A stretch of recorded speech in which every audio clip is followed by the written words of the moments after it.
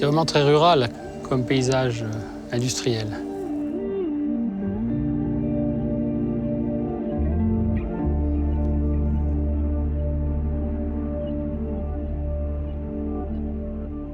On a autour de soi un peu l'esprit des gens. On sent qu'il y a quelque chose qui est en filigrane, en quelque sorte.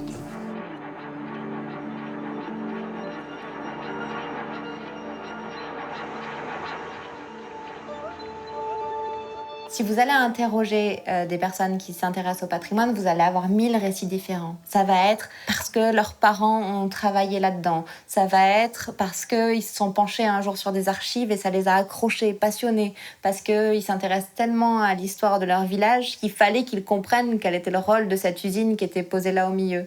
Parce qu'ils sont tombés amoureux du lieu en le croisant un jour au détour d'un virage. Parce que aussi, ils ont des choses à dire, à revendiquer sur cette histoire industrielle, à dire qu'elle était belle, à dire au contraire qu'elle était terrible et que c'est très bien de l'avoir dépassée. Finalement, 1000 manières d'aborder le patrimoine et 1000 héritages différents aussi à découvrir.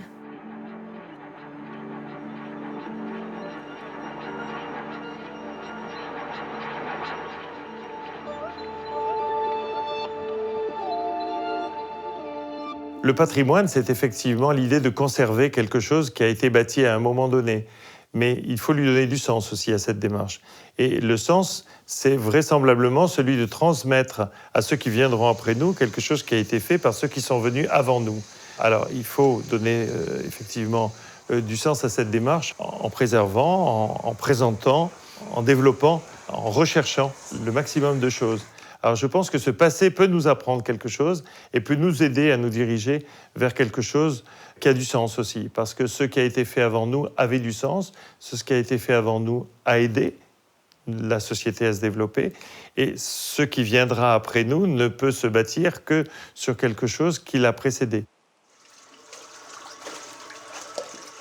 Le patrimoine, il est aussi constitué d'une mémoire pas spécialement ouvrière, mais d'une mémoire professionnelle, qui est sauvegardée grâce à des textes, grâce à des ouvrages qui ont été écrits là-dessus, et qui témoignent d'une façon de travailler, d'une façon de vivre, d'une façon de gérer le quotidien.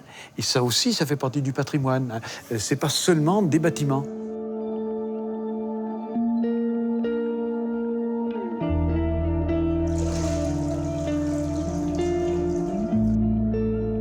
Affirmer que l'Ardèche est une terre d'industrie. Parce que c'est un espace rural, on l'imagine pas forcément. On va plutôt s'intéresser à ces aspects agricoles, ou on va s'intéresser à ces vestiges plus anciens, que ce soit la grotte Chauvet, ou que ce soit aussi des châteaux médiévaux, des espaces qui sont plus de l'architecture ancienne. Et pourtant, comme beaucoup d'espaces ruraux, l'Ardèche a accueilli énormément d'usines. Et ça a été le cas dès le XVIIIe siècle. Donc beaucoup d'industries qui se sont installées très tôt et qui sont très anciennes.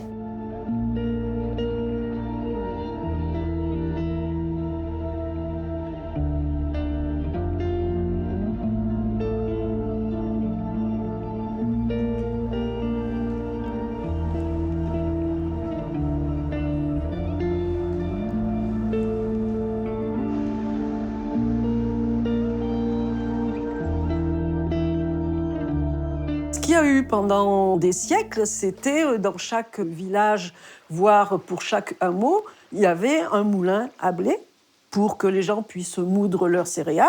Dans la plupart des villages, que ce soit dans la vallée de la Glueyre comme ici, ou dans toute l'Ardèche, il y avait de très nombreux moulins qui utilisaient la force motrice des cours d'eau. C'est-à-dire que l'eau sortait d'un moulin et rentrait dans un autre, et ça travaillait comme ça, de façon ininterrompue pendant des siècles. À partir du XVIIIe siècle, l'industrie de la soie s'est développée. Il lui fallait de la force motrice. Il n'y avait plus de place sur les cours d'eau parce que les moulins avaient pris toutes les meilleures places. Et donc, il y a eu concurrence entre le moulin et le moulinage. C'est une époque, à partir du XIXe siècle, où les moulins ont périclité. Les petits moulins, parce qu'ils étaient alimentés par les gens qui apportaient leurs céréales. Il y a eu l'exode rural. Les gens sont partis dans la ville, sont allés travailler dans les usines. Donc les constructeurs de moulinage de soie se sont jetés sur ce potentiel. voire on poussait à l'achat certains meuniers. Et beaucoup de moulinages ont remplacé des moulins.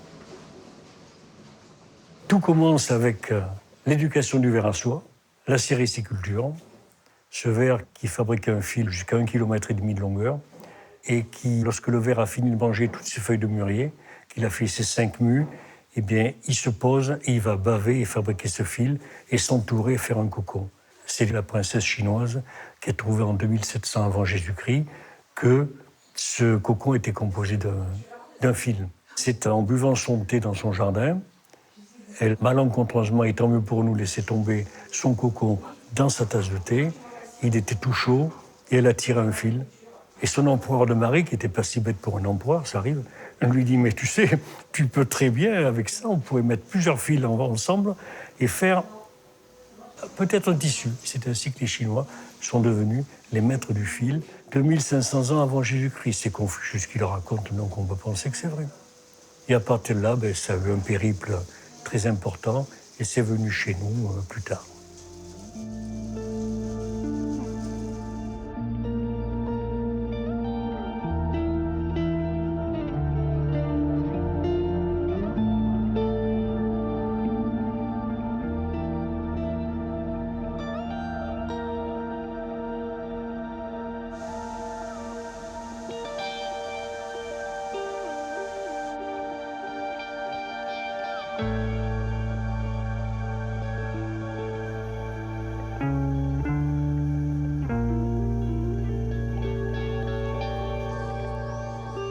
À partir de la région de Chomérac, vers les années 1670, 1680, etc., les besoins de la fabrique lyonnaise se développent et ça a fait tache d'huile.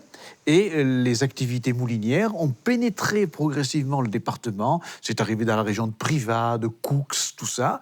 Et puis ça a débordé le col de l'Escrinet. C'est arrivé sur Aubenas, Jaujac, l'Argentière. Et par extension géographique, le département s'est couvert d'activités moulinières, alors que le point de départ, il est très nettement dans le couloir rhodanien. À l'apogée de son activité, l'Ardèche va devenir, avec plus de 400 moulinages en fonctionnement, le premier département de France pour l'ouvraison des soies, avec 800 tonnes annuelles traitées et environ 15 000 ouvrières.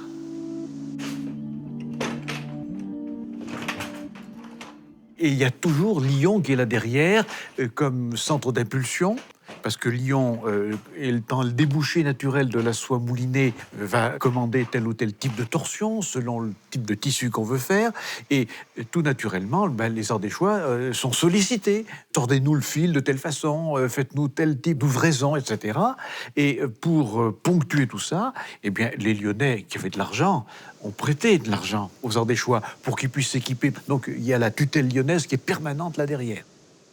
Il y a incontestablement une éclosion fantastique qui se fait entre 1670 et on va dire 1850 à peu près. Dans toute cette période, c'est l'expansion, mais il y a toujours par derrière Lyon qui est le chef d'orchestre, en quelque sorte.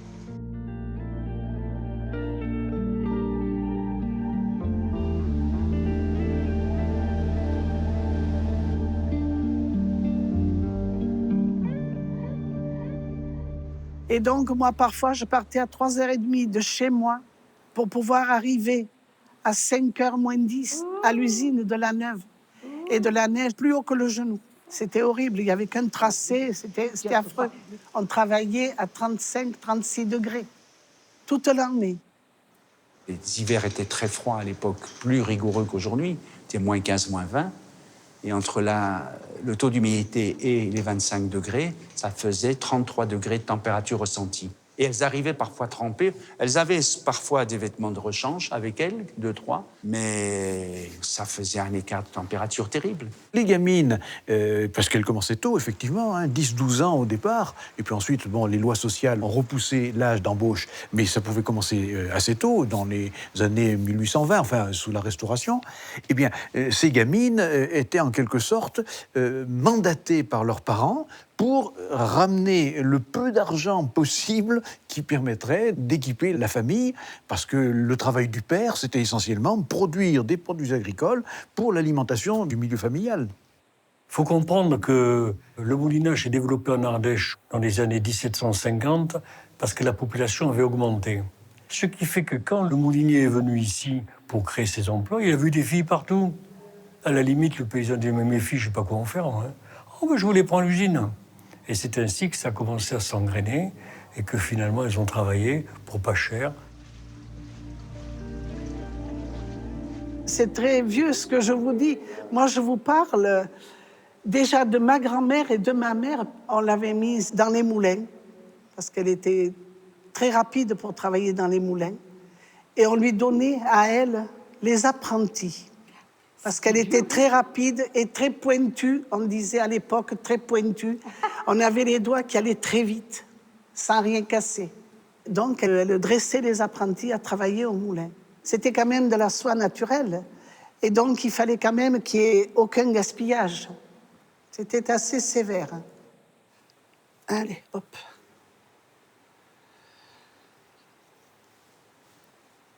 Là et là. Allez. Et maintenant, on va nouer.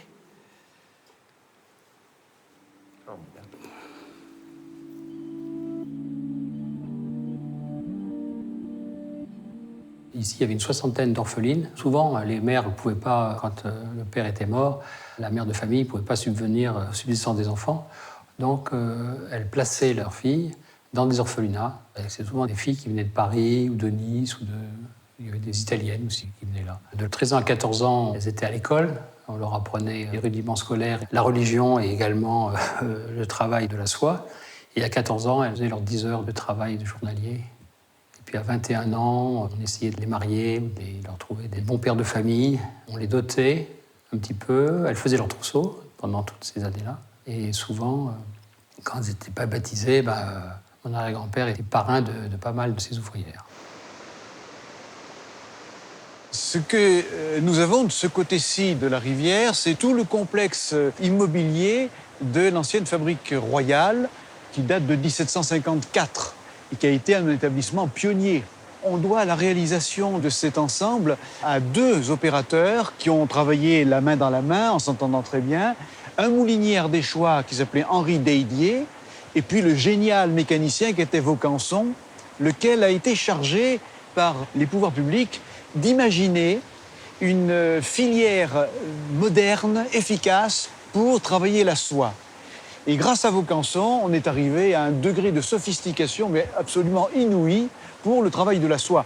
Et cet ensemble donc, de fabriques royales avait une deuxième originalité, et tout cela c'est grâce à Vaucanson qui a eu l'idée d'associer une filature pour dévider les cocons et un moulinage pour tordre le fil. Et ça a donné matière à créer deux bâtiments qui sont d'ailleurs de formes un petit peu différentes. Chacun a sa spécificité, mais le tout est complémentaire. On voit encore très bien l'organisation générale de bâtiments qui s'échelonnaient sur une bonne centaine de mètres. C'est vraiment quelque chose de colossal. En 1750 et dans les années qui suivent, il y a des gens qui avaient déjà à l'esprit des notions de production industrielle à grande échelle avec des bâtiments adaptés, alors qu'avant, on avait plutôt des petits ateliers de dimension modeste. Tous les industriels qui, ultérieurement, ont voulu s'installer, créer des moulinages, ils se sont un peu inspirés de ce que Vaucanson et Deydier avaient imaginé. Dans un périmètre de quelques centaines de mètres, on a une quinzaine de fabriques, une concentration donc qui est tout à fait exceptionnelle par rapport à l'image que l'on a habituellement du moulinage, qui repose plutôt sur des fabriques isolées dans les fonds de vallée, dans les campagnes. Là, c'est quelque chose de tout à fait particulier. Alors, comment s'explique cette densité de fabriques qui date toute de la première moitié du 19e siècle? Eh bien, c'est tout simplement grâce au canal, le fameux canal de Baza, qui traverse le secteur et dont l'énergie a été utilisée par tous les usiniers au prix de travaux absolument fantastiques. Il y a un réseau souterrain sous ces bâtiments dont on n'a pas idée.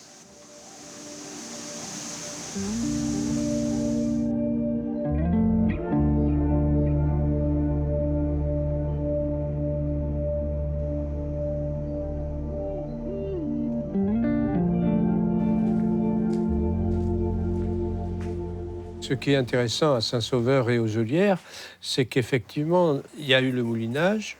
Au départ, il y a une espèce de complexe industriel qui s'est créé autour. C'est un menuisier d'ailleurs qui a commencé à construire les moulins, puis qui est devenu une entreprise d'industrie mécanique, Bourgeat, qui est devenue une grosse entreprise. Aux Olières, la famille Fougerolles, grande famille protestante déjà, a eu le même parcours, moulinage et construction de moulins pour alimenter d'abord les moulinages du coin, puis les moulinages de toute la France, voire de l'Europe.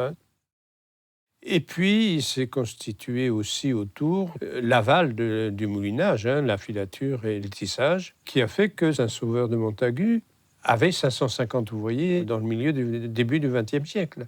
Saint-Sauveur, dans les années 1840, ça n'existait quasiment pas. C'était un petit hameau de 10 maisons, 15 maisons. Et les industries ont créé un paysage très particulier et original à Saint-Sauveur, en ce sens que les bâtiments des différentes industries étaient d'assez grande taille, se sont développés en même temps que les logements tout autour. C'est-à-dire qu'il y a la fusion dans ce village du bâti industriel, du bâti ouvrier, du bâti commercial et même des maisons de maître. Je trouve que les Olières, dominées par les 3 châteaux successifs, c'est plus que des maisons de maître, les 3 châteaux que se sont construits la famille Fougerolles, c'est l'empreinte d'une domination très forte. Il faut savoir que les Fougerolles étaient aussi, en même temps, bien sûr, patrons de leur entreprise, maires, voire conseillers généraux, et ça a duré très très longtemps. En général, ils étaient républicains, de gauche, mais ils étaient des patrons.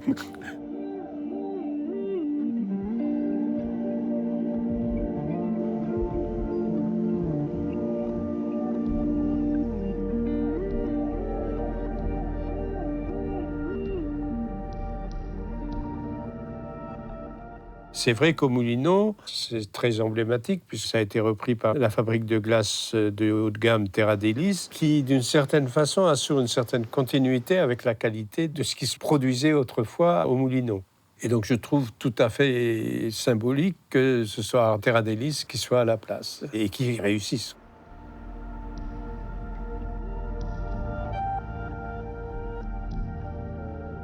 Champ-la-Liour, c'est un ensemble de bâtiments qui a été commencé à être construit au XVIIIe et ensuite qui a continué au XIXe siècle. À l'origine, c'était sur 2 propriétés. Une, il y avait le château du Bijou, et puis l'autre, il y avait un mât, le mât de Champ-la-Liour. Il y a eu un premier moulin ici, ensuite un premier moulinage fin XVIIIe, et ensuite ce moulinage a été augmenté avec au-dessus un orphelinat industriel où il y avait des filles qui venaient travailler la soie, la chapelle. Et puis ici, c'est Haute-Champ-la-Liour. Il y avait Basse-Champ-la-Liour, Haute-Champ-la-Liour.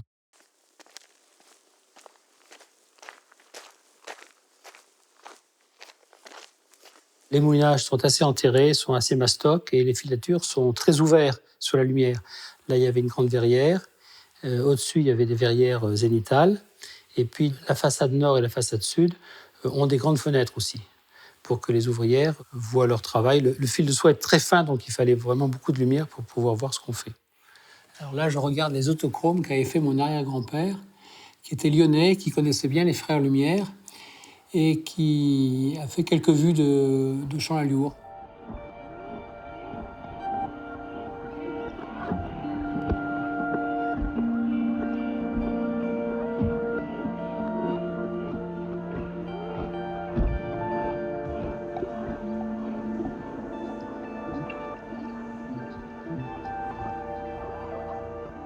C'est une activité qui était aussi difficile à maintenir parce qu'il y avait une évolution de la technique. Et la technique évoluant, il y avait des machines de plus en plus rapides. Un fuseau, une bobine d'un nouveau métier était équivalent à une usine comme ça. Donc, c'était plus rentable d'avoir des usines comme ça. Et Mademoiselle Giraud n'a pas souhaité détruire les machines.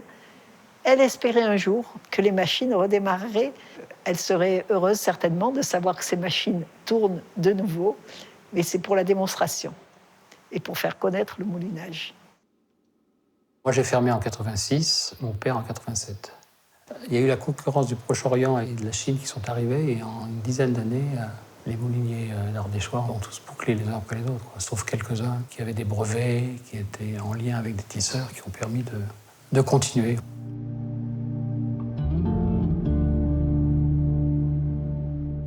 C'est une entreprise qui a commencé au début du 19e et puis qui s'est beaucoup agrandie sur la deuxième moitié du 19e siècle.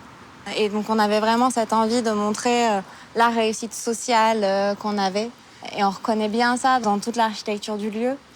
Et en même temps, on reconnaît aussi les aspects classiques, entre guillemets, de la salle de la filature avec ses grandes ouvertures, la cheminée.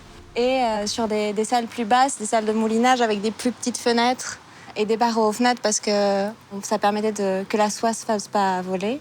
Et puis on est sur un site exceptionnel aussi parce qu'il fonctionne encore aujourd'hui. Ça n'a pas toujours été la même entreprise, mais il y a eu toute une continuité jusqu'à maintenant avec d'abord de la soie naturelle, puis des fils synthétiques et des innovations, jusqu'à arriver aujourd'hui à des activités de tissage de fils très techniques.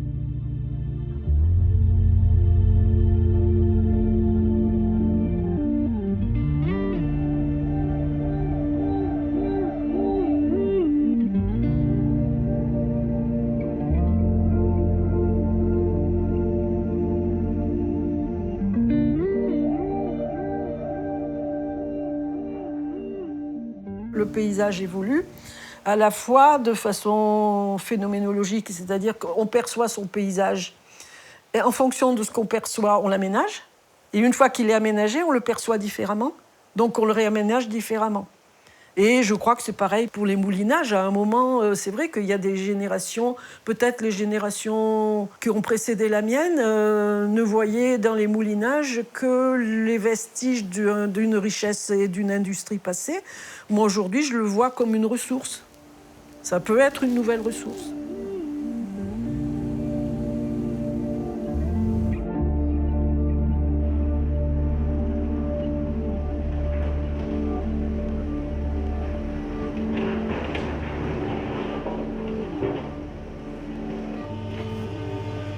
C'est Victor Hugo qui disait que l'usage des maisons appartenait à leurs propriétaires, mais la beauté extérieure de la maison appartenait à tout le monde, à tous les passants qui passaient par là.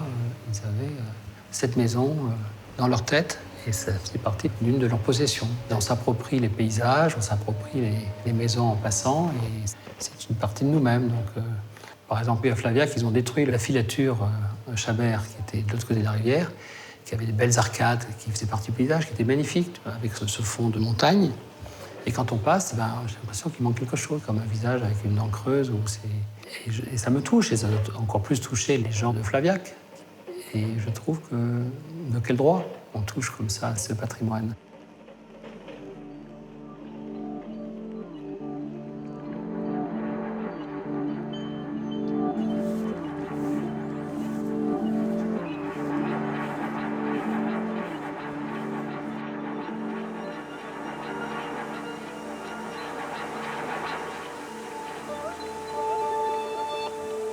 Dans le sud, on va trouver les plus anciennes roches sédimentaires qui sont les grès du Carbonifère.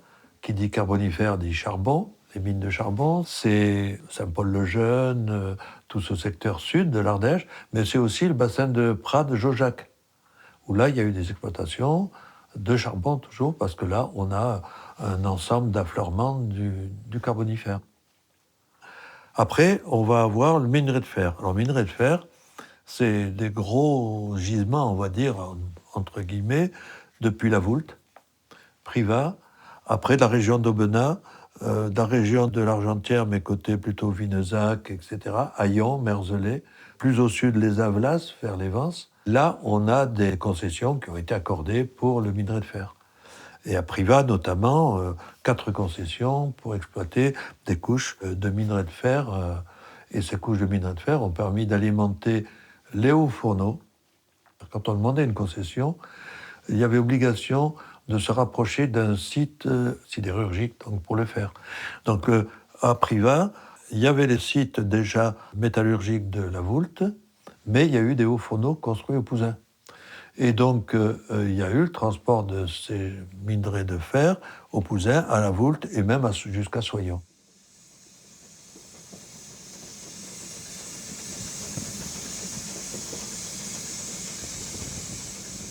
on voit très bien que la voie ferrée fait une grande courbe en passant vers Saint-Priest pour revenir sur Privas.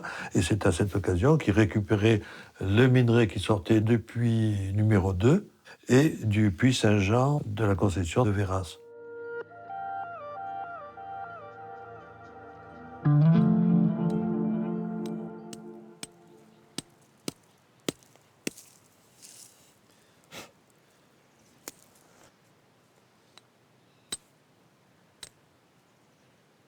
La mine de la Joie était exploitée pour principalement le minerai de zinc, dont on voit ici un sulfure qui est la blende et qui est bien cristallisé dans un petit filon. Mais à côté de la blende, qu'on appelle aussi sphalérite, il y avait d'autres minerais, comme du minerai de fer, ce qu'on appelle la pyrite, c'est-à-dire un sulfure de fer.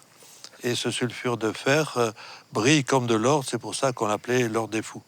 L'intérêt du site, c'est que tu as tout au même endroit. Tu as les mines, la laverie, tout, quoi. C'est une canalisation qui a mené l'eau des vallons voisins, vallons dont les ruisseaux étaient détournés, pour apporter l'eau dans un grand bassin. Ce bassin va être utile pour envoyer dans la laverie l'eau nécessaire au lavage des minerais. On voit également ici ce vallon où il y a là un filon qui a été exploité, le filon Alice, le plus important des deux filons.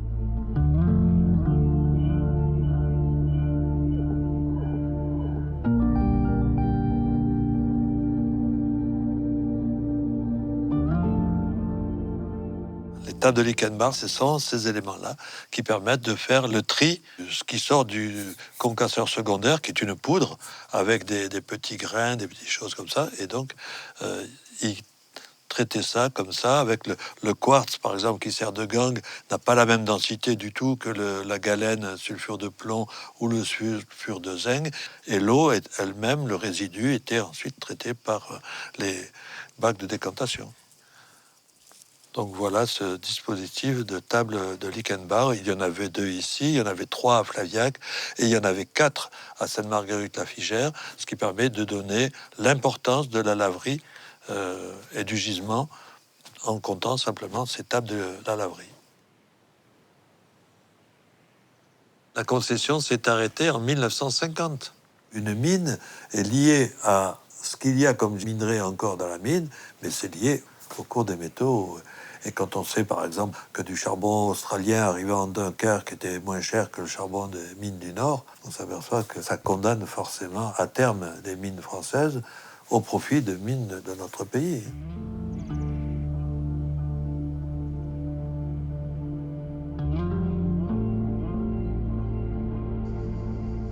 Quelques années avant la fermeture qui est intervenue en 82-83, l'Argentière produisait 80% de l'argent français.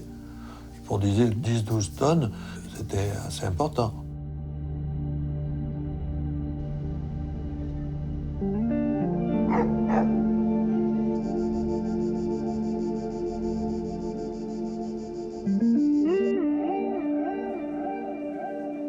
On est dans le chevalement de la mine de l'Argentière, qui est la dernière mine qui est fermée sur le territoire des Chauds. Elle a fermé au début des années 80, après un long mouvement social qui a essayé d'empêcher sa fermeture. Des ouvriers qui ont lutté longtemps pour ne pas rester sans emploi. Ça a été une histoire qui est difficile et qui fait qu'aujourd'hui, à l'Argentière, le deuil de cette histoire minière n'est pas facile à faire. Et par voie de conséquence, la patrimonialisation de ce lieu et de toute l'histoire de la mine qui y est rattachée est aussi quelque peu difficile. C'est vrai que ce qui est très impressionnant et très touchant ici, c'est que tout est en place. On a ces énormes machines qui sont encore là. On a toute la mécanique et l'électrique qui va autour. On a vraiment l'impression que quelque chose s'est arrêté il n'y a pas si longtemps et que il faudrait appuyer sur un bouton pour que ça redémarre, quoi. C'est assez cohérent finalement avec cette idée de deuil qui se fait pas, parce que on a l'impression que c'est toujours très présent, contrairement aux autres mines qu'on a pu voir, dans lesquelles on est clairement sur des ruines, on est clairement sur quelque chose qui a passé, qui a fait son temps. Ici, on est dans quelque chose de beaucoup plus vif.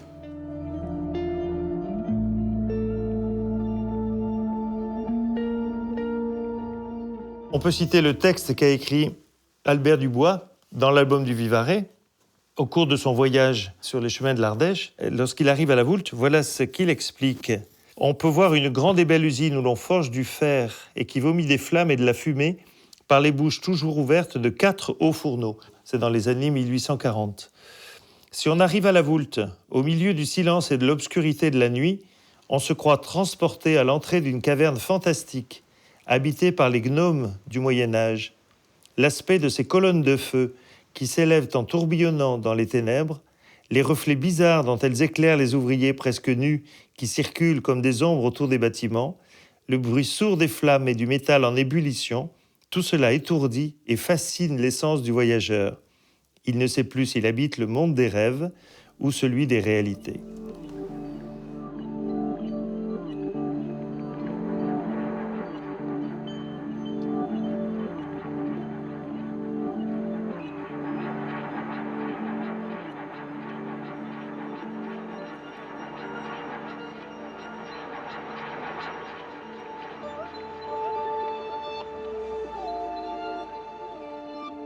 C'est un des sites industriels les plus anciens de France. Il n'en reste plus beaucoup puisque les sites industriels ont été faits pour produire, n'étaient pas faits pour durer. Les fonderies ont profondément modifié la morphologie et la topographie du village. C'est-à-dire que la Voulte était une presqu'île jusqu'au XVIIIe siècle qui s'avançait dans le Rhône, constituée d'un rocher sur lequel étaient bâtis le château et les maisons. À partir du moment où les fonderies se sont implantées dans le quartier des Revols, déjà le quartier lui-même a été comblé pour créer le site industriel.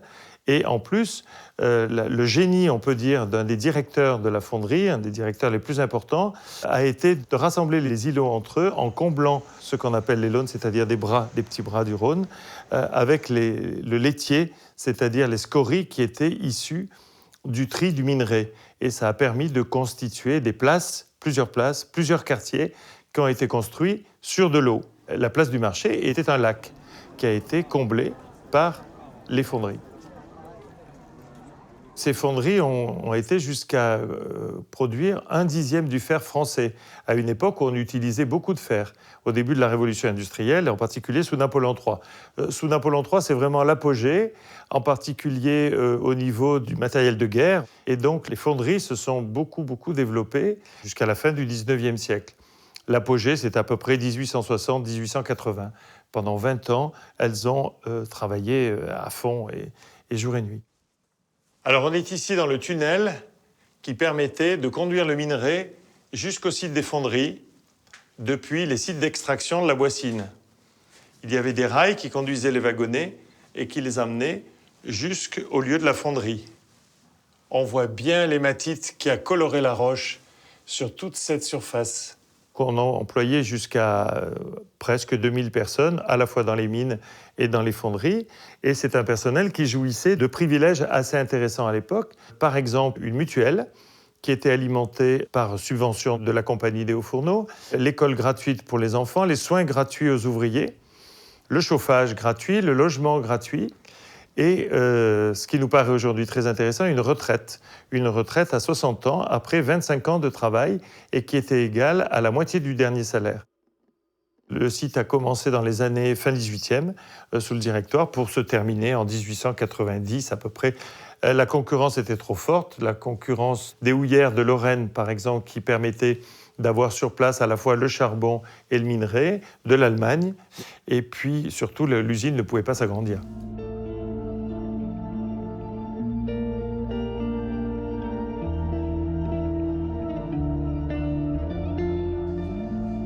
On va entamer le parcours d'interprétation minière, c'est-à-dire on va voir les vestiges des houillères de Bannes, des 4 compagnies d'exploitation du charbon.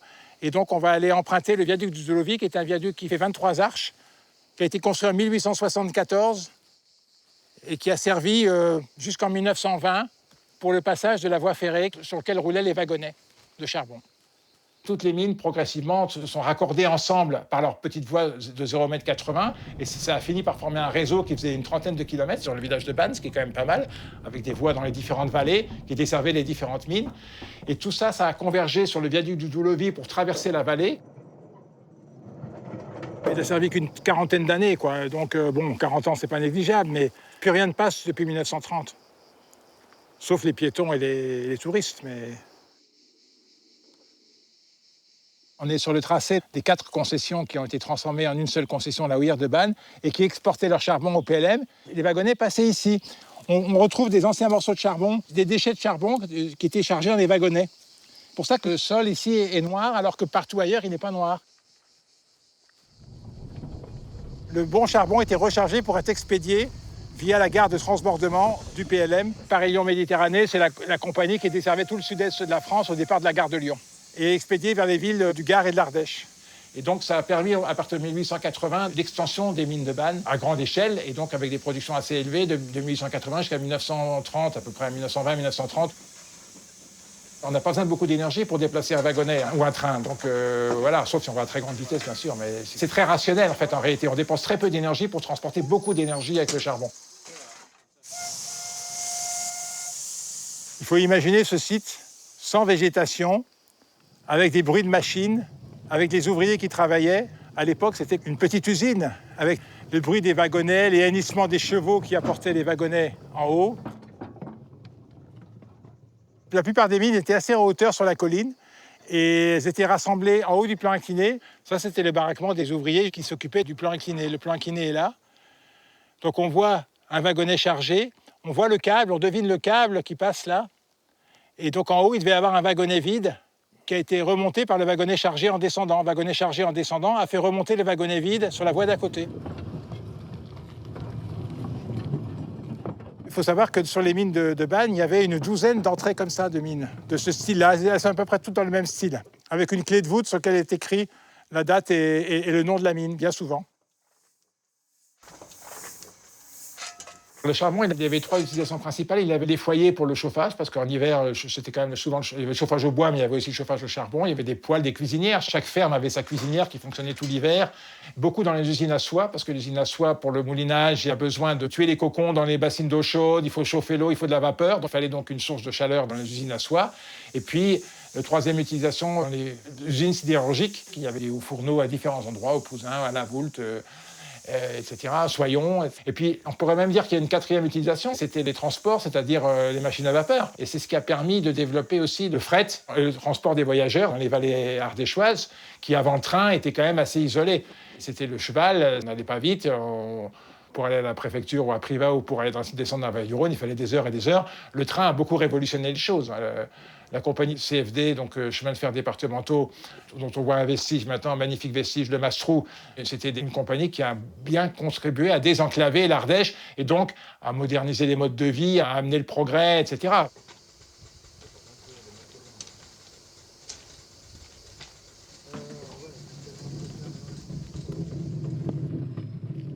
Donc là, je suis au débouché du tunnel de la Gadille. C'est l'ex-tunnel ferroviaire qui menait vers Saint-Paul-le-Jeune sur la voie ferrée Alès-Le Teil.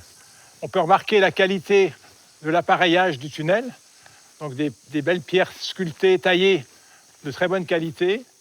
Et l'intérieur du tunnel est en bon état. Il y a juste une petite circulation d'eau, mais qui est normale, parce que dans un tunnel, on récupère les sources. Ce tunnel, d'ici quelques mois, il va être transformé en voie verte. Donc on pourra circuler en vélo dans le tunnel. Il y aura l'éclairage automatique qui s'allumera au passage des vélos. Et on pourra aller donc d'Ardèche vers le Gard en vélo très facilement, puisque ça va être aménagé côté Saint-Paul-le-Jeune, de même que le côté Gagnières par ici.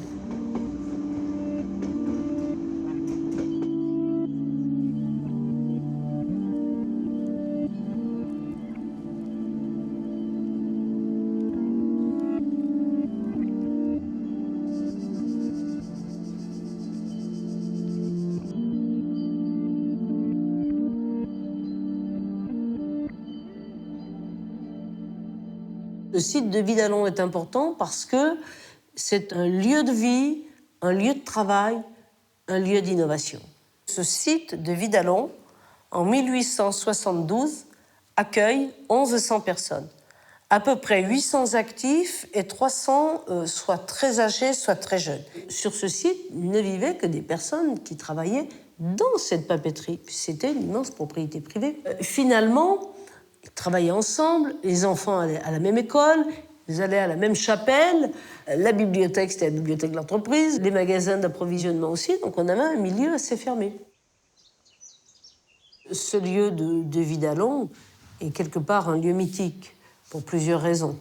C'est vrai que c'est un lieu papetier depuis le XVIIe siècle, mais c'est aussi quand même le lieu du début de la conquête de l'air et de l'espace. Là, par la fenêtre, vous voyez le jardin, d'où est parti le tout premier aérostat le 14 décembre 1782. Ce cèdre que nous voyons aussi a connu les frères Montgolfier. Donc, sur le plan de la culture scientifique et technique et de l'innovation, c'était un lieu important en dehors de la papeterie.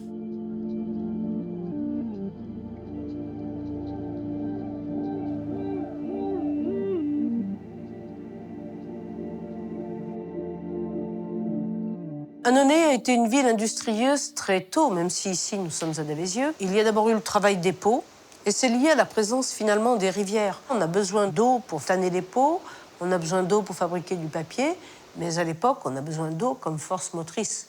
Et ça, c'était très important, et une eau pure, et les eaux de la Deûme se prêtaient très bien à cela.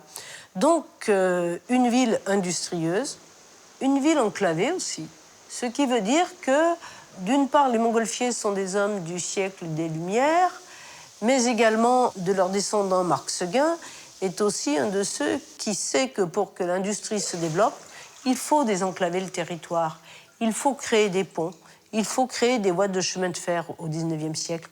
Et on peut se dire que à la fois l'ouverture d'esprit d'un certain nombre d'Annonayens, tout comme l'enclavement, ont amené à réfléchir pour trouver des solutions, pour faire en sorte que les productions industrielles circulent.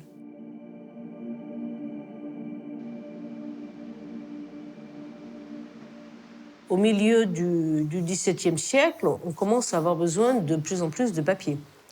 D'autre part, c'est quand même aussi l'essor de l'imprimerie, notamment en région lyonnaise. Pensons à Rabelais, notamment, sont déjà très présents. On a besoin de papier. Et autrefois, on fabrique du papier à partir des chiffons. La matière première, c'est le chiffon. Et il était important aussi que les nouveaux moulins à papier, on ne parle pas encore de papeterie, s'installent dans des régions, par exemple, où il n'y en avait pas, parce qu'on pouvait trouver un peu plus de chiffons.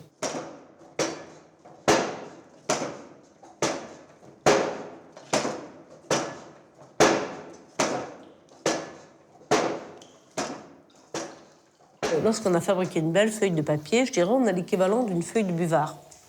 Or, c'est très bien, le buvard, mais lorsque vous écrivez avec votre plume sur du buvard, ça ne va pas du tout. Il faut donc imperméabiliser le papier. En fait, on l'imperméabilise en le trempant dans un bain de gélatine.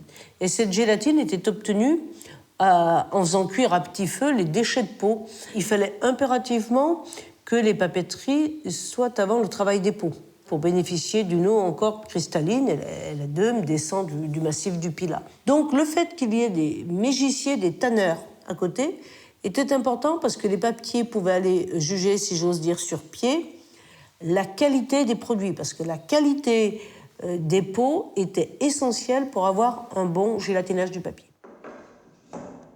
Les Montgolfiers ont mis au point le premier papier vélin français, ici en 1777, très tôt. Les papiers qu'en vont être utilisés pour la photographie. On peut dire que ces papeteries, en fait, sont des papeteries qui ont toujours eu une volonté d'innover.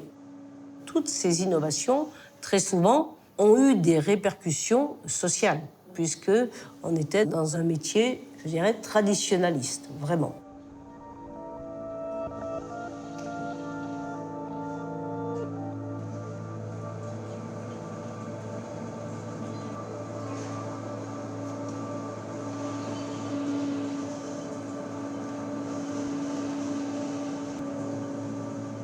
La compétition était très rude entre les deux papiers d'Annonay, Joanneau qui était très bon aussi, et Montgolfier.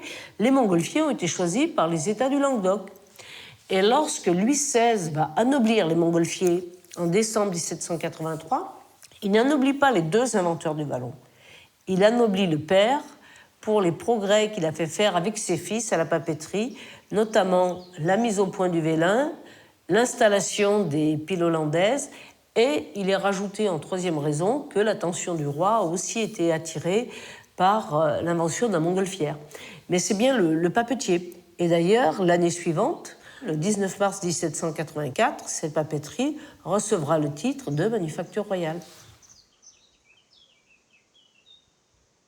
Les ouvriers qui travaillaient sur ces machines, notamment le premier de machine, avaient un savoir-faire extraordinaire.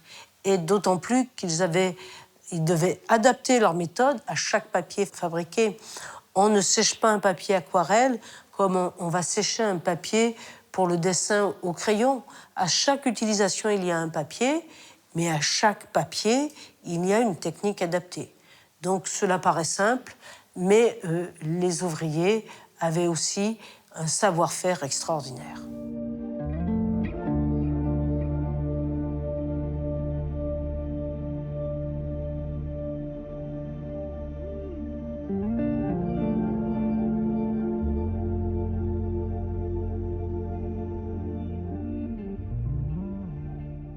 En Ardèche, vous aviez le Cheylard, vous aviez Tournon, vous aviez toutes ces villes-là qui avaient des tanneries et des mégisseries. Et puis dans ces villes-là, ça ne s'est pas développé contrairement à Annonay. Puis Annonay, surtout, c'est la qualité des eaux. C'est-à-dire qu'on est à l'embouchure entre deux rivières, la Deume et la Cance, et ce sont des eaux qui sont non calcaires. Et ça, c'est primordial pour faire des pots de qualité. Et c'est par exemple l'inconvénient qu'avait Grenoble, parce qu'on pourrait se dire Grenoble, cité du Gant, pourquoi est-ce qu'ils n'ont pas créé directement leur mégisserie ? Ce qui aurait été plus simple. Pourquoi aller se fournir à Annonay qui est à plusieurs kilomètres, en sachant qu'avant l'arrivée du chemin de fer, il fallait tout faire par des chevaux, donc c'était très long pour faire parvenir les pots. Et en fait, c'est parce que la qualité des eaux n'était pas suffisante pour le type d'article qu'ils voulaient faire. Et les mégissiers à Annonay, au milieu du 19e siècle, Annonay, c'est la capitale mondiale de la mégisserie de Chevreau. Il y a plus de 7 millions de pots qui sont travaillés par an. Il y a un tiers de ces pots qui partent directement via des négociants en Grande-Bretagne ou aux États-Unis. Et le reste, c'est essentiellement vendu à des gantiers grenoblois qui eux-mêmes exportent dans toute l'Europe, y compris aux États-Unis, en Amérique latine, etc., etc. Je crois que c'est en 1833.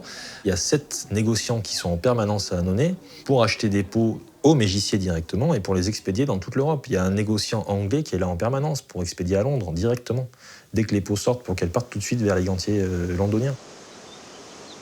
Donc c'est vraiment une place de commerce très importante, au vu surtout de la taille de la ville à cette époque-là. On est aux alentours de 1830, c'est 15 000 habitants, Annonay, c'est pas très grand. Donc c'est vraiment une ville qui est à la campagne, clairement. Annonay, quand on arrive, c'est la première chose qu'on observe.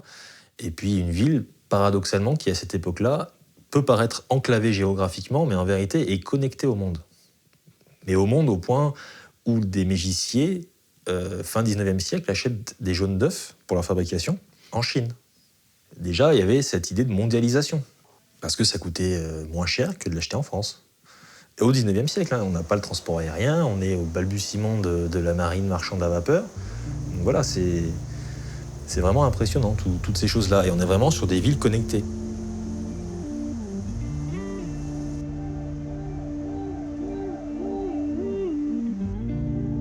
La lumière rentrait un petit peu, et c'est surtout la circulation d'air qui permettait de sécher la peau rapidement.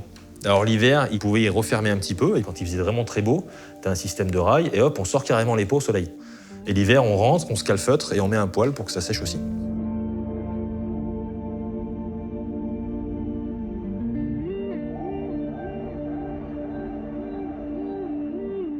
La mégisserie et la tannerie, en fait, au départ, c'est une notion de chimie et de technique. C'est-à-dire qu'une peau qui est mégie, c'est qu'elle va être rendue imputrescible, parce qu'on va y ajouter des sels d'aluminium, de la farine, des jaunes d'œufs, etc., etc. C'est ce qu'on appelle le mégie. Donc, ça a donné le terme mégisserie. Pour la tannerie, on utilise le tan, T-A-N, et le tan, c'est essentiellement quelque chose qu'on retrouve dans les écorces d'arbres, à différents pourcentages, à différents degrés de force. Donc on peut avoir des tanneries qui vont utiliser de l'écorce de chêne, de l'écorce de châtaignier, ça c'était surtout en Ardèche. Dans d'autres régions de France, on va utiliser d'autres types de tannage végétal. Mais voilà un petit peu la différence. Mais aujourd'hui, dans la grande majorité, le processus de tannage est à base de chrome ou d'éléments synthétiques. Mais on passe de 18 mois, rien que pour le tannage, à 3 jours. Le tannage végétal a quasiment disparu aujourd'hui en France. La grande course des tanneurs en France, en Europe et même dans tout le monde entier où on utilisait ce type de tannage, c'était d'arriver le premier à faire de la couleur. Donc le maisonnier a été un des premiers, par exemple, à faire du chevreau glacé. C'est une peau qui est tannée au chrome, qui va servir à faire de la chaussure, notamment pour femmes. Et donc lui, il va d'abord le faire en couleur noire, et puis assez rapidement, il va débaucher des ingénieurs qui vont pouvoir lui développer la couleur sur cet article-là. Il va être un des premiers en France à le faire. Ce monsieur maisonnier qui avait la tannerie Maisonnier, qui a introduit le tannage au chrome dans son entreprise qui tannait végétal, n'a pas été connu que pour ce fait-là, puisqu'il a été le premier dans le monde à séparer la peau d'un bovin en deux. La partie supérieure s'appelle le cuir, la partie inférieure s'appelle la croûte de cuir. Donc ça, c'était une révolution aussi.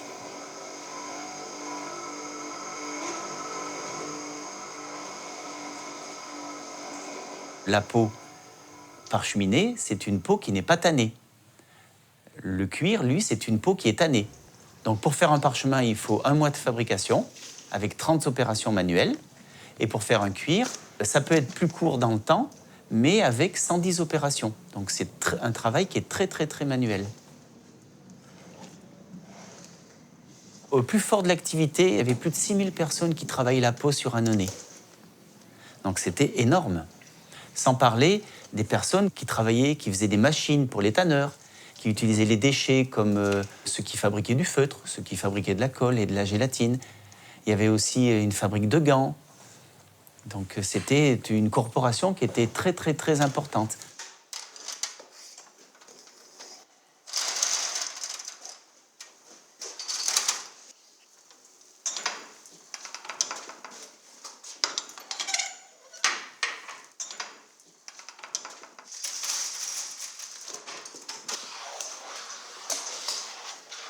Annonay, c'est 5000 habitants sous le Premier Empire, c'est 20 000 habitants sous le Second Empire. C'est-à-dire que la population est tout de même multipliée par 4. Et ce qui attire essentiellement la main-d'œuvre locale, parce que c'est essentiellement des gens qui habitent dans les villages, dans un rayon de 20-30 km grand maximum, qui vont venir émigrer à Annonay, c'est essentiellement la mégisserie en fait à cette époque-là. Parce que la mégisserie, on passe de 150 ouvriers dans les années 1815 à près de 2000 ouvriers sous le Second Empire. C'est essentiellement ces gens-là qui viennent, qui vont faire un travail pénible, travail de rivière. Donc les fabricants sont très contents d'avoir des gens qui viennent de la campagne, qui sont robustes, qui n'ont pas forcément de conscience de lutte, de conscience de classe. Donc ça aussi, c'est important parce que ça évite aussi les grèves. Donc souvent, la première génération qui arrive, c'est la plus docile. Et puis ensuite, les enfants, ils vont être un petit peu éduqués, ils vont rentrer au syndicat quand le syndicat va être autorisé. Donc ils vont prendre un petit peu plus l'idée de remettre en cause l'ordre établi.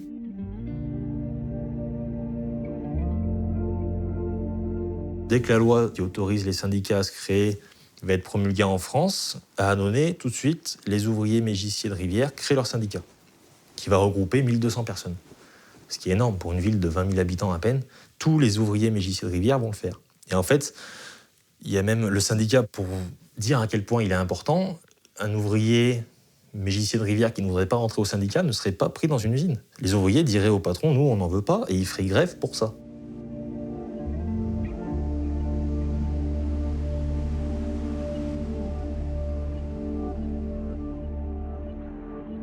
La crise de 1929-1930, là, ça va vraiment marquer un coup d'arrêt, et dans la tannerie et dans la mégisserie. Alors la mégisserie, ça accélère le processus et de concentration, c'est-à-dire qu'on a de moins en moins d'usines, qui ne sont pas forcément très grosses d'ailleurs, mais on a beaucoup moins de mégisseries. Il y a une grosse perte de marché à l'extérieur, parce que chaque nation, finalement, se replie sur elle-même. Et typiquement, la tannerie Maisonnier, 1933-34, on est à 25% à l'exportation du chiffre d'affaires. On est passé de 75% à 25% en quelques années.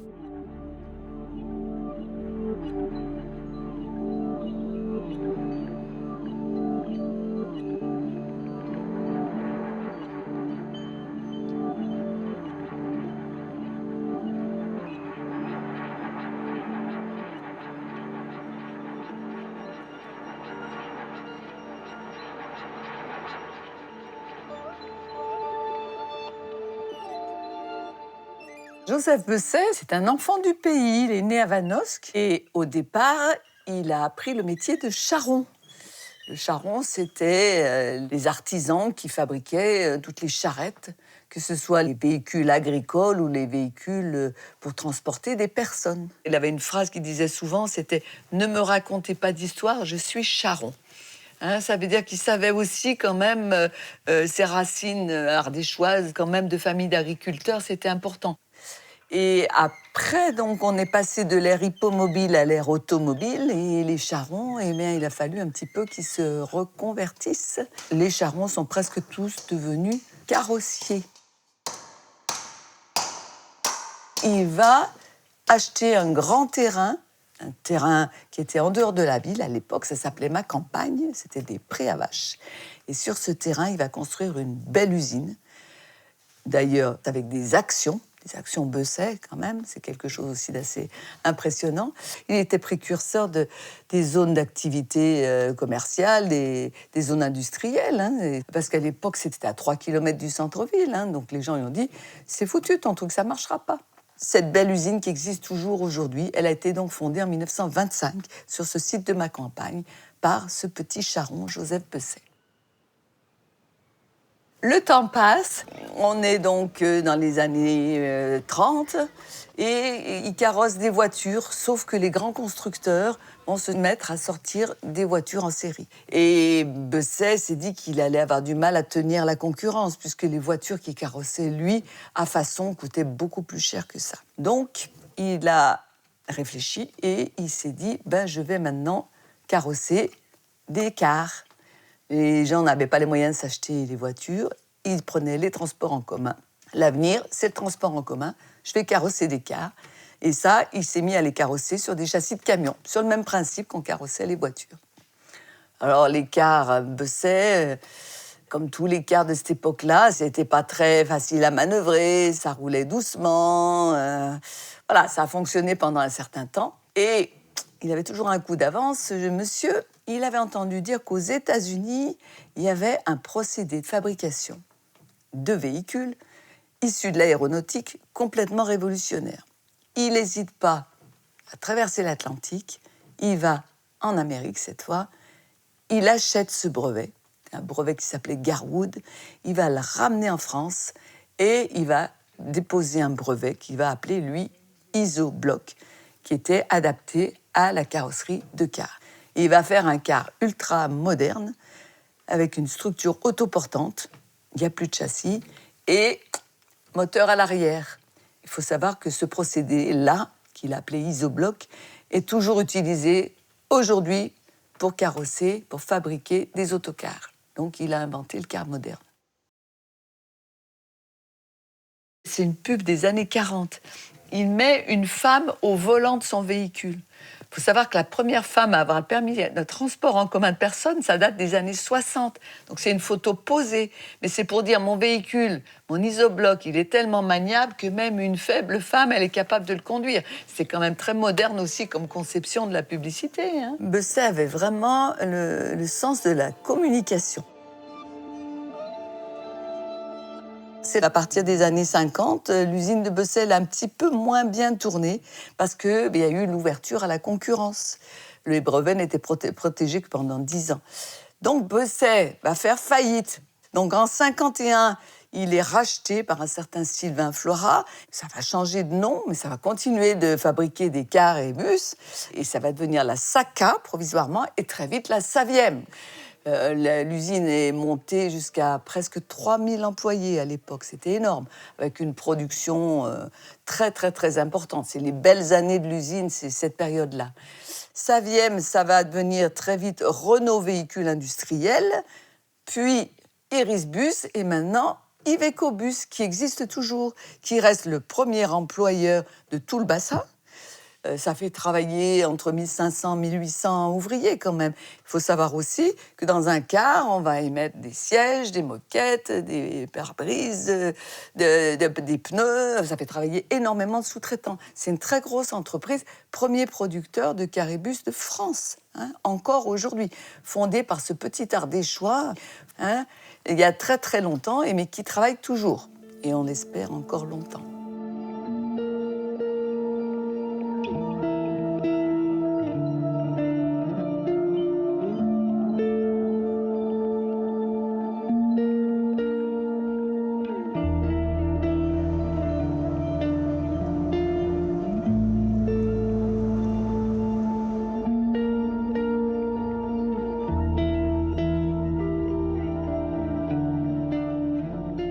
À partir de 1833, les personnes de la famille Pavin vont s'installer définitivement dans ce lieu, près du château, qui s'appelle La Farge. Mais La Farge en 2 mots. Ça veut dire la forge. Peut-être une ancienne forge, enfin, on ne sait pas exactement. Dans la région, il y avait énormément de chaux-fourniers, donc il y avait des fours à chaux, et qui faisaient de la chaux. Donc ils vont s'installer là, et comme il y a la possibilité de s'occuper de la carrière pour pouvoir faire de la chaux, ils vont se lancer dans l'exploitation de la carrière. Donc Léon s'est lancé là-dedans. Il n'avait pas trop le sens du commerce. Donc il commence en 1833, et après en 1839, Édouard vient l'aider. Et Édouard, à ce moment-là, il a davantage de possibilités de commerce, il s'y connaît un petit peu mieux, donc ça marche mieux à ce moment-là. En 1880, ils ont pensé que ce serait bien quand même d'avoir des ouvriers tout près de l'usine. Donc Raphaël de Lafarge, il avait épousé Blanche de Causan. Et malheureusement, son épouse est décédée à 35 ans et ils avaient déjà 8 enfants. Donc il a fait construire la cité et lui a donné le nom de son épouse Blanche. Il y avait 30 logements avec l'accès du côté où l'on passe maintenant, puisqu'on les voit quand on traverse. Et de l'autre côté, ça donnait directement sur le Rhône. En 1913, il y avait de plus en plus d'ouvriers et besoin d'ouvriers proches aussi de l'usine. Donc c'est la construction de la 2e cité qui aura 30 logements comme la première. Mais là, quand même, quand on a fait la construction, on s'est souvenu que le Rhône venait quelquefois déborder. Donc on n'a pas fait de logements au rez-de-chaussée, on a fait les logements seulement au 1er, 2e et 3e étage.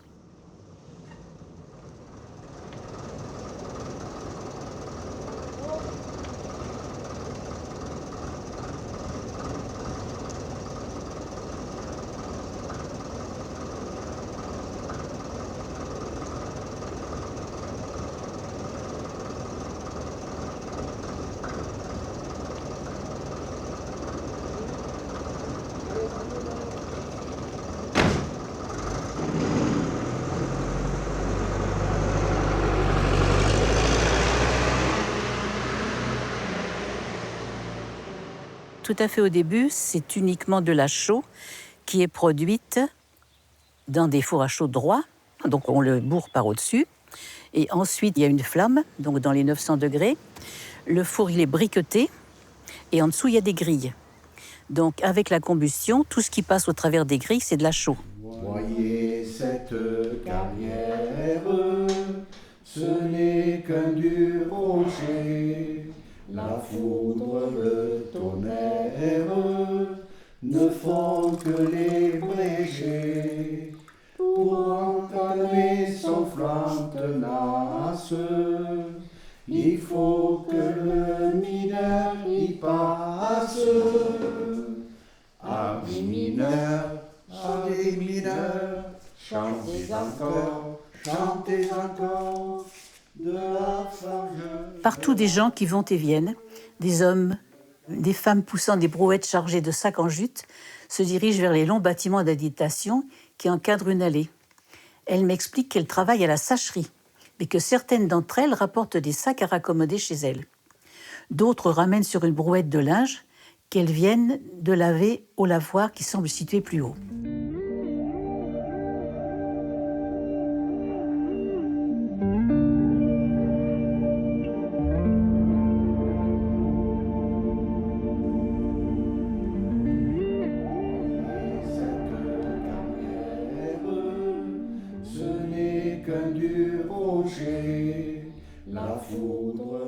La journée terminée, les habitants se retrouvent en bas des immeubles.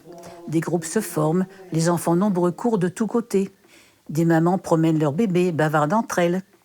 Elles me racontent qu'elles ont accouché à la maternité voisine, ce qui n'est pas commun pour les femmes des villages environnants. Les naissances ont plutôt lieu à domicile. Je m'écarte rapidement car j'ai failli prendre un ballon en pleine tête. Des enfants et même quelques adultes se livrent à un jeu de ballon prisonnier, où les exploits sont salués d'ovations.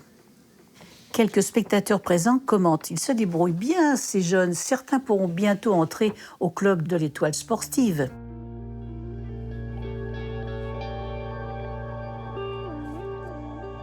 Il y avait entre 400 et 450 personnes qui vivaient ici quand même. Au milieu, le cercle Saint-Léon. Saint-Léon du nom du patron. Les ouvriers allaient le soir pour boire un coup, pour discuter. Il y avait des livres, il y avait des jeux, etc. C'est l'endroit où se retrouver. Les anciens habitants de la cité Lafarge, ce sont des Lafargeois. C'était une communauté, c'était une communauté de vie où bon, ils se connaissaient, ils s'entraidaient. Bon, je ne dis pas qu'il n'y avait jamais de dispute, bien entendu, mais c'est quand même quelque chose en commun, quoi. Au point de vue social, il y avait plein de choses aussi. Très, très vite, ils ont fondé une caisse d'épargne. Lafarge, 4,5%. Et puis après, donc, il y a eu une caisse de secours. Donc, les ouvriers donnaient 1,5% de leur salaire. Et puis le patron donnait, évidemment, etc. Et donc après, il y a eu une caisse de retraite à partir de 1899. C'était vraiment très, très en avance. Hein. Donc cette façon quand même où le patron est proche de ses ouvriers, donc c'est le paternalisme. Alors le paternalisme, c'est vrai que maintenant, on le décrit maintenant, le paternalisme. Et c'est vrai qu'on n'aimerait pas vivre à cette époque-là, parce que nous, maintenant, on est indépendants.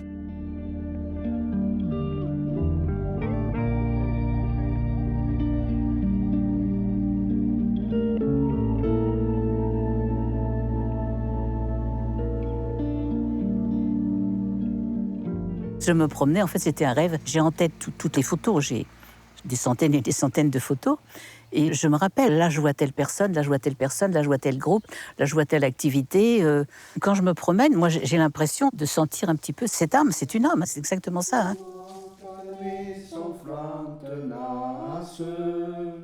Il faut que le mineur y passe. Là, c'était l'heure de passage d'écart. Donc, on aperçoit encore semaine, donc les heures de passage en semaine. De la farge, le calcaire et de l'or. Atla, atla, atla, les lafargeois, les lafargeois. Atla, atla, atla, les lafargeois sont là. Charles Murat, en 1850, a créé les bijoux Murat à Paris. Son fils Georges Murat est venu à Saint-Martin-de-Valamas et a créé cet établissement, des bijoux Murat aussi. Il y a eu plusieurs versions du pourquoi il est venu ici. Il y a eu la version comme quoi il avait des problèmes de santé et qu'on lui avait dit de venir dans un climat comme le nôtre et tout ça. Après, il y avait la version politique, et je pense que c'est plutôt celle-ci qu'il faudrait retenir, puisque Georges Murat a été quand même maire, il a été maire de Saint-Martin-de-Valamas, et il a été sénateur de l'Ardèche. Et puis, il y avait aussi cette opportunité d'avoir de la main-d'œuvre facilement, avec tous les gens qui, à l'époque, étaient plutôt des agriculteurs ou des fermiers et tout ça. Il y avait aussi l'eau qui permettait de faire tourner une turbine qui se trouvait de l'autre côté de l'usine et qui permettait d'avoir l'électricité gratuitement. Donc, je pense que tout ça est rentré en compte quand même pour l'installation de Murat à Saint-Martin-de-Valamas. Ici, j'ai appelé toujours le berceau de la bijouterie des Boutières, puisque ça a été la première entreprise de bijoux du secteur. Je pense qu'après la Deuxième Guerre, il y a eu environ 200 salariés pour Murat qui travaillaient ici. Après, en partant de cette entreprise, il s'est créé au Chélar les bijoux Legros, GL. Moi, j'ai connu environ 500 personnes qui travaillaient chez GL au Chélar. Il y a eu Bijoux Altesse à Saint-Martin-de-Valamas qui a dû employer au moins, si je me rappelle, 280 personnes peut-être. Donc si on fait le total de tout ça, il y a eu sûrement plus de 1000 personnes qui ont travaillé dans la bijouterie, sans parler de ceux qui faisaient du travail pour ces sociétés, mais à domicile. Et puis d'autres petits artisans qui se sont mis à leur compte aussi et qui ont travaillé soit pour eux-mêmes et qui faisaient du travail pour ces grosses sociétés, quoi. J'ai connu ce lieu avec 75 personnes, donc à peu près une cinquantaine de ce qu'on appelait des bijoutiers, ou chénistes, c'était plutôt chéniste le mot à l'époque. Alors la différence, c'est que les chénistes, ils fabriquaient surtout, ils montaient des mailles, donc ils fabriquaient des bracelets et des colliers, et les bijoutiers, eux, c'était plutôt les croix, les bagues, les pendentifs, les broches, les choses comme ça. Après, on avait aussi ce qu'on appelait les apprêteurs. C'est ceux qui fabriquaient les mailles, qui transformaient les fils pour pouvoir après les travailler derrière. Il y avait le polissage tonneau, ce qui permettait de faire briller les bijoux, de les nettoyer. Il y avait l'estampage à partir du balancier, donc qui permettait de fabriquer des anneaux avec la marque Murat incrustée dessus. Donc la fabrication des anneaux ressorts a été faite entièrement ici.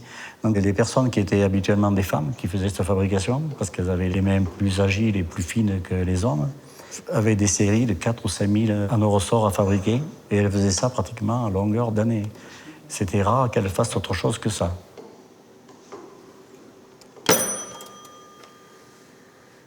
Quand même pas mal de prénoms qui me rappellent, je vois la personne, quoi. J'ai connu des André, Henri, Séraphin, Joël, Gabriel, c'était le mécano. Des Charlotte, non. Yvonne, oui, j'ai connu. Marthe, j'ai connu. René, Gustave, Suzanne, Paul. Oh, je n'ai connu beaucoup. Raymond, c'était mon père.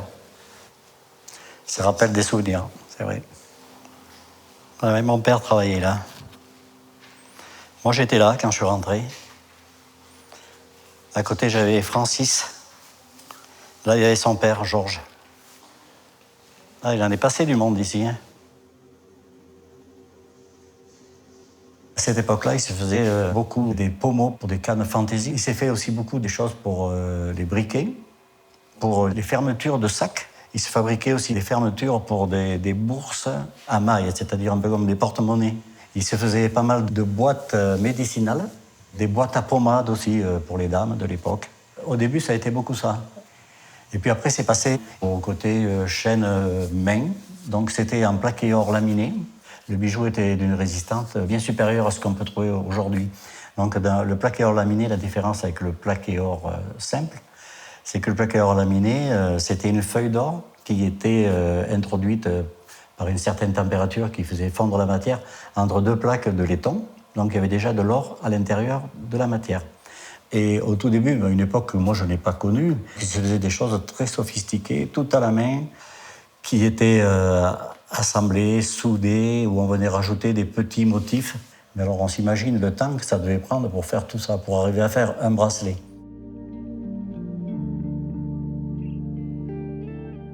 Murat a essayé à un moment donné, parce que tous ses concurrents avaient fait le pas, eux, de se tourner vers le bijou galvanique, c'est-à-dire plaqué or, cuivre et laiton. Donc je pense que ça a été le début de la fin pour Murat, quand il n'a pas su prendre le virage à temps comme ses concurrents dans ce style de bijou, quoi. Qui est quand même ici une vie d'entreprise qui a duré de 1868 jusqu'à 1985 avec Murat, avec 42 salariés. Et de 1985 jusqu'à 2015 avec la société Ardilor. On a eu de la chance au pays que ces gens viennent ici.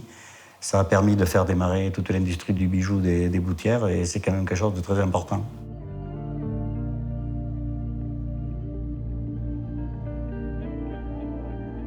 J'ai fait 3 ans d'études en bijouterie-joaillerie à Lyon. Ensuite, j'ai voyagé dans plusieurs pays où je me suis spécialisée, où j'ai eu des expériences professionnelles. Pour m'arrêter en Ardèche, pour une durée de 4 ans. Ici, c'est une pépinière, du coup, ça fait qu'on a un roulement, qu'on peut, on peut rester là pendant 4 ans. Et après, on doit donner notre place à quelqu'un qui veut aussi se monter et avoir cette chance, parce que c'est une opportunité d'être ici. C'est incroyable, il y a une entraide, on est plusieurs à travailler là, on se donne des idées, des filons, enfin, voilà, on se serre les coudes et il y a une solidarité qui devait y avoir à l'époque, sans doute, de l'entreprise Murat. Et voilà, dans la pépinière, on a un espace partagé et un espace commun. Donc l'espace commun, c'est toute la partie vitrine, boutique, où on expose nos créations qui sont faites sur place. Et chaque créateur a son espace, son atelier. Et après, on expose ça donc, dans la partie boutique.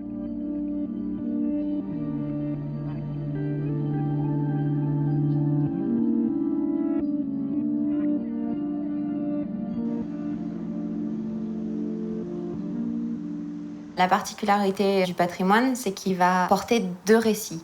Il va porter son récit historique, ce qu'il a été et ce qu'il est encore dans certaines formes, soit de mémoire, soit d'architecture, etc. Et il va porter aussi son récit de projet, de qu'est-ce qu'on veut en faire aujourd'hui. Est-ce qu'on veut y installer un musée ? Est-ce qu'on veut en faire une habitation ? Est-ce qu'on veut en faire un lieu de culture ? Ou est-ce qu'on veut aussi recommencer une activité et recommencer à produire des choses localement, par exemple, sur des sites comme ça. Donc il porte ces 2 récits et il porte ces 2 temps. Il va faire le lien entre le temps passé, le temps présent de ce qu'il est en train de devenir, et puis évidemment le futur, parce que c'est aussi vers quoi on va. Ce bâtiment, c'est une ancienne usine de bijoux, date de 1912, un vieux bâtiment en pierre qui n'a plus été utilisé pendant près de 40 ans. Et on a réinvesti il y a maintenant 7 ans. Sur la porte de la nouvelle manufacture, en fer forgé, il y avait M et L de Marius Legros.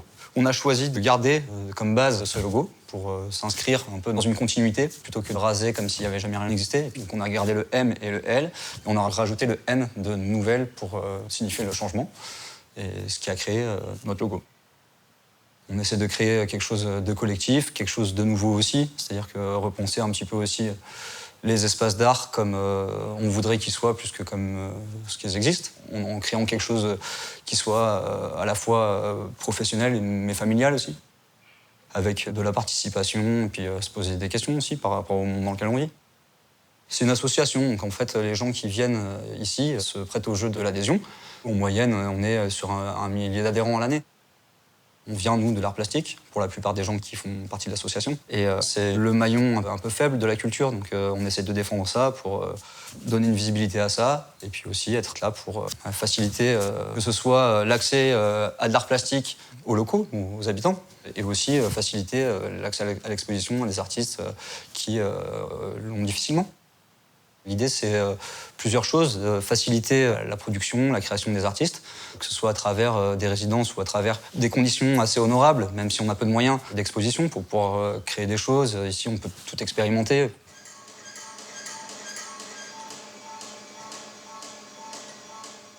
Aujourd'hui, avec l'ouverture du café culturel, on peut accueillir des concerts, des spectacles, du spectacle vivant, des projections, des conférences. On s'est un peu plus ouvert. Du coup, forcément, ça donne de l'ampleur au projet et ça donne plus de travail et du coup aussi plus de résultats. Je ne pouvais pas habiter dans ce lieu sans montrer le respect que j'ai pour cet endroit et pour le passé. Donc, je piétine tous les jours dans le passé des gens. Et des fois, les passés qui sont très durs. Il y avait des lucarnes comme ça, toutes petites, et tout couvert, avec des bardages, tu vois. Et quand j'ai vu ce bâtiment, la taille de ce bâtiment, je me suis dit, si je mets toutes les fenêtres très grandes comme ça, j'aurai un atelier lumineux comme tout. Et voilà. Et donc, j'ai restauré l'atelier d'abord et la galerie après. La galerie est venue par la nécessité de disposer, d'accueillir le public et tout ça. Là, c'est la maquette d'une installation de 92 mètres de long qui est peinte des deux côtés. Elle est tellement grande, j'ai travaillé 10 ans dans cette œuvre. Et j'avais besoin de cet espace pour travailler. Toute la peinture, elle se suit. Et donc, il fallait un endroit pour mettre au moins 4. Je ne sais pas si vous pouvez voir, mais il y a un fil qui passe dans toute cette œuvre jusqu'à arriver au noir. C'est comme le fil du moulinage, c'est comme le fil de la vie, c'est comme le fil de la continuité.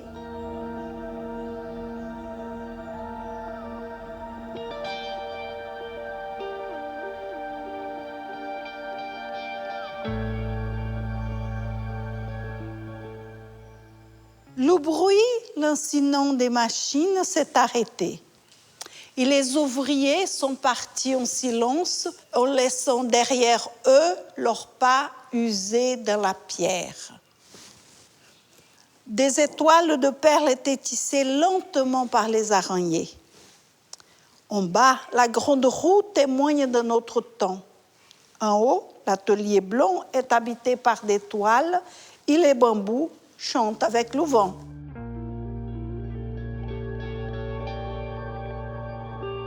L'usine, c'est les années 44, les premières traces qu'on en a. Donc d'abord Jourdan, puis sous Duchier d'Anneau. Et c'était des chaussures de luxe pour femmes donc, qui étaient fabriquées dans toute l'usine. Magma, c'est une maison d'agitation multiculturelle et alternative. C'est l'histoire de réinvestir cette friche industrielle qui s'est retrouvée vide en 2016. Et c'est un peu de là que commence cette jolie histoire. On a envie de créer quelque chose de durable, quelque chose de pérenne, et aussi de s'essayer finalement à un projet collectif. Parce qu'au début, on se rencontre et on crée un collectif d'une douzaine de personnes. Quand on voit les espaces, quand on voit la typologie, en fait, ça nous a vachement inspirés. On s'est aussi beaucoup fié à ça. Quand on voit le niveau 2, on se dit bah ouais, c'est des bureaux, on peut faire des bureaux partagés ou individuels. On projette un coworking, on projette des salles de réunion, des salles de conférence, des salles d'animation aussi pour faire se rencontrer les gens et toujours en ayant en tête que ce qu'on veut, c'est que ça circule les échanges, les paroles, les compétences, les savoirs. Il y a vraiment ça qui guide le projet tout du long, quoi. On a réussi à créer aussi un engouement autour de ce projet et grâce aussi à un réseau de bénévoles, parce qu'en un an, il y a plus de 80 personnes qui sont passées sur les chantiers à différents degrés d'implication. On va avoir des gens qui sont venus une fois, mais d'autres qui nous ont suivis sur plusieurs mois ou plusieurs semaines. Et ça, pour nous, c'est un apport hyper riche, quoi. Sans ça, on n'aurait pas tenu le coup moralement, mais on ne serait pas venu au bout de cette première étape de travaux, quoi.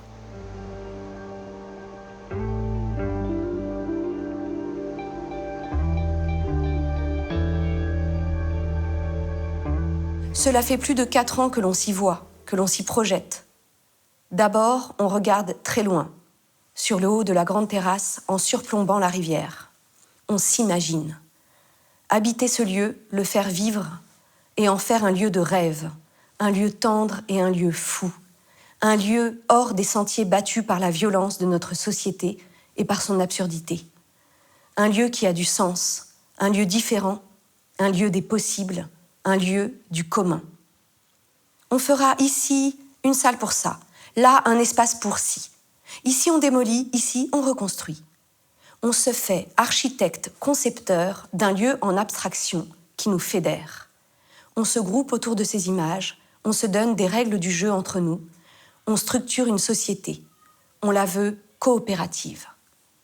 Coopérer, les uns avec les autres, s'enrichir, s'entraider, s'écouter, s'harmoniser, pour créer. On a pensé, on a parlé, on a écrit du papier, des mails, des posts, on a bu, on a dansé, on a chanté. Et un jour, on achète le moulinage. On entre dans les murs, réellement.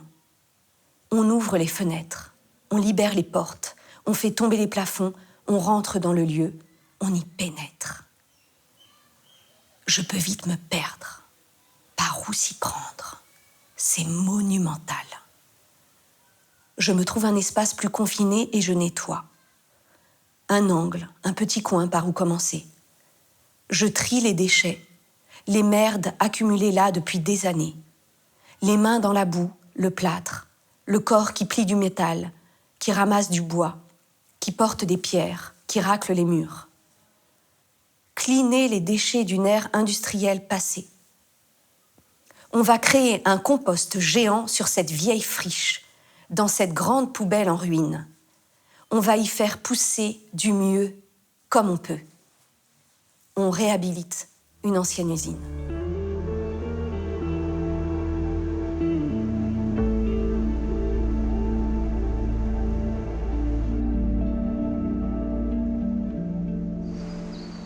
On a vraiment le sentiment de vivre dans un élément patrimonial.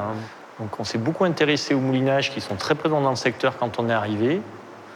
On a même demandé un peu naïvement si c'était pas une offense au moulinage de les transformer en habitation. Les responsables de l'association des moulins moulinage de la Gluère nous ont dit au contraire, le fait qu'il y ait des personnes qui rachètent ces moulinages, ça évite qu'ils tombent en ruine et du coup on permet à ce patrimoine de survivre un peu plus longtemps d'une certaine façon. Hormis le patrimoine bâti, le patrimoine industriel a disparu, les machines ne sont plus là. Et nous, au niveau familial, surtout moi, à titre personnel, qui m'importe le plus, c'est la biodiversité. Je suis naturaliste, professeur de sciences de la vie de la Terre. Et on a la chance d'avoir pas mal d'espèces de chauves-souris qui occupent le moulinage. Certaines dans la salle voûtée, d'autres dans les murs, dans des interstices entre les pierres. Ça va dépendre des espèces et de leurs exigences. Et puis ça dépend des moments de l'année. Et ce qui est original à celui-ci, c'est la colonie de petits rhinolophes. Ce sont des femelles qui viennent en groupe pour mettre leurs petits au monde au beau jour en été. Et là, on est justement sur la période où elles ne vont pas tarder à mettre leurs petits au monde. Et là, actuellement, elles sont sous la terrasse. Et là, c'est l'espèce petit rhinolophe. C'est la taille d'un pouce, la taille du corps. C'est une espèce qui, à l'échelle de l'Europe, est devenue très rare. Elle a complètement disparu, par exemple, du Benelux, Belgique, Pays-Bas, Luxembourg. Elle a beaucoup souffert de l'agriculture intensive, de grandes surfaces de monoculture, des traitements chimiques, des pesticides. Elles ont plutôt bien résisté ici. Ces chauves-souris, en fait, elles sont là depuis très longtemps parce qu'on a la chance d'avoir une voisine qui a fait toute sa carrière professionnelle ici et qui nous a bien dit que les chauves-souris étaient présentes, y compris quand l'usine tournait. Donc les petits rhinolophes apprécient beaucoup les habitations. Alors souvent, c'est les granges, les greniers, mais là, c'est le moulinage. On est dans une zone Natura 2000, dans un ENS, un espace naturel sensible. Donc on a souhaité officialiser auprès du public le fait qu'il y ait des chauves-souris et puis que les chauves-souris sont protégées. Il y a beaucoup de personnes qui en ont peur, alors qu'on ne craint rien que les chauves-souris, au contraire. Hein, chacune d'entre elles va manger entre 1000 et 3000 moustiques chaque nuit. Donc c'est plutôt sympa les chauves-souris, on est bien content de les avoir et on espère qu'elles seront là longtemps encore.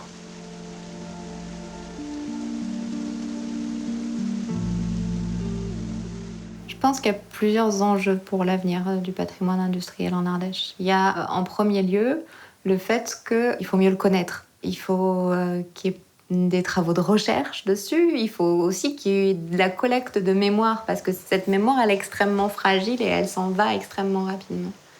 Je pense aussi qu'il faut mieux le valoriser.